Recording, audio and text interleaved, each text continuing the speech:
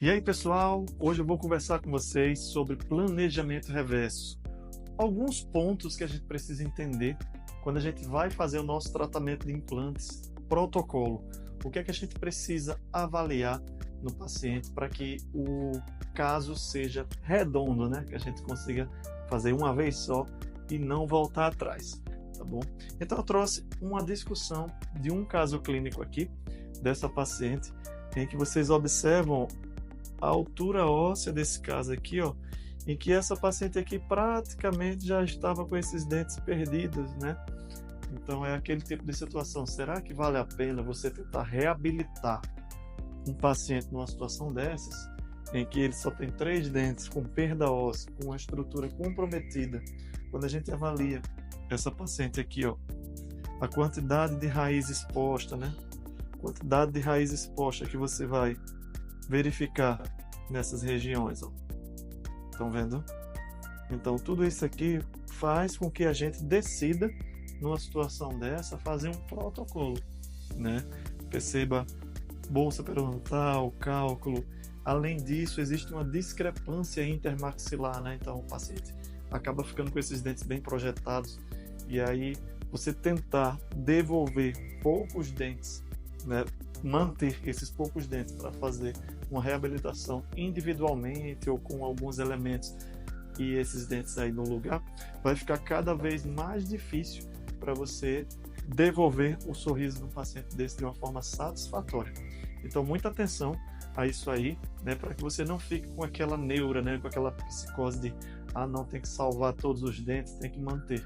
Na verdade, esse aqui é um caso que não gera muita dúvida, né? Mas tem muitos casos nossos que a gente precisa extrair 10 dentes, a gente precisa extrair vários elementos dentários para poder ter um resultado satisfatório. Outra coisa que a gente tem que também lembrar é a condição financeira do paciente. Nem todo paciente ele tem condições de fazer uma reabilitação que a gente chama de PF1, uma prótese toda de porcelana, né? E isso vai gerar um orçamento bem mais alto, né? Aqui, por exemplo, a gente faz orçamento desse a mais de 50 mil reais. Então nem todo paciente ele consegue fazer esse investimento. Por esse motivo, hoje o protocolo é uma solução rápida e viável. Se você olhar o sorriso dessa paciente, você vai perceber que tem várias coisas que a gente pode melhorar, né? Então perceba a exposição dos dentes, né? A exposição dos incisivos e os dentes da prótese, eles ficam tocando o lábio inferior, a quantidade de gengiva que essa paciente ficava expondo ao sorrir, o corredor bucal, né? A gente percebe que o corredor bucal muito fechado, então dá aquele aspecto de muito dente, né? De muita gengiva, de muito dente, numa paciente como essa. Só que essa paciente ela optou em fazer somente o protocolo inferior, e na parte superior a gente decidiu fazer uma alveoloplastia, né? Uma redução óssea, onde a gente conseguiu diminuir essa altura. É algo que a gente sempre observa com o paciente sorrindo, a gente observa se ele está expondo cristas, né? Se ele está expondo rebordo do gengival, e isso vai dificultar tanto uma prótese total como uma prótese protocolo, tá bom? Então, todo paciente, vocês precisam avaliar tanto a exposição de gengiva como exposição de dentes remanescentes na parte superior como na parte inferior. Se você tiver um caso em que o paciente está expondo muito dente inferior, a gente também precisa reduzir bastante osso, tá? Então aqui eu vejo que a gente fez as extrações e a colocação desses 4 implantes, né? Nesse caso a gente praticamente não precisou usar componentes angulados, porque a distância entre os forames era uma distância bem considerável, e a gente conseguiu inclusive reabilitar com implantes retos, tá? O que é que eu faria hoje diferente? Eu usaria implantes mais longos, tá? Quando a gente quer travar bem o nosso implante, a gente busca essa tábua óssea aqui, ó. A gente busca essa cortical interna da mandíbula, tá? Então, quando você quer fazer carga imediata, o ideal é que você venha com o seu implante até esse local aqui, ó. E hoje, com o advento dos implantes longos, a gente tem condições de fazer implantes com comprimento maior e que vão proporcionar um travamento mais alto. E aqui a gente teria um torque de 60 newtons, 80 newtons, sem sombra de dúvidas. Mas para isso, você tem que buscar essa cortical interna.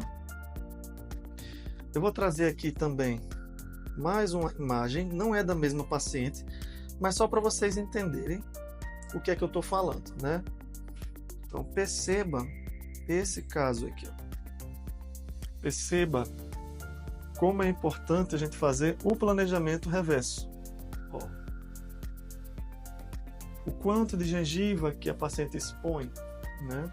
O quanto de dentes inferiores são expostos. Como é que está a curva desse sorriso na parte inferior, né? A ausência da curva do sorriso inferior.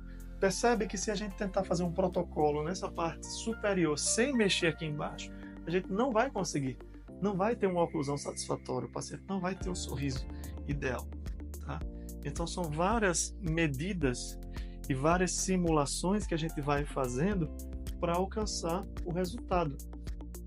E o mais interessante, pessoal, nesse caso, a gente não fez protocolo, a gente fez 2 próteses totais, mas só para mostrar a vocês a importância de se fazer um bom planejamento reverso. Se a gente faz as reduções ósseas corretas, as alveoloplastias corretamente, se a gente simula, planeja tudo que a gente quer fazer e entregar antes de colocar a mão no paciente, que é a parte de planejamento, com certeza a gente vai alcançar um resultado satisfatório e você vai poder entregar ao seu paciente o melhor que você tem para oferecer, tá bom? Então é sobre isso, pessoal, que eu queria trazer de discussão para vocês. Espero que vocês tenham gostado. Deixe aí um comentário. Se você tiver alguma dúvida sobre essas discussões ou alguma coisa do tipo, fala com a gente, deixa um comentário que a gente vai ter o maior prazer em responder e tá sempre gravando novos vídeos. Se inscreve no canal, curta esse vídeo e nos ajude a propagar mais conhecimento sobre as técnicas de protocolo A1 For. Um grande abraço!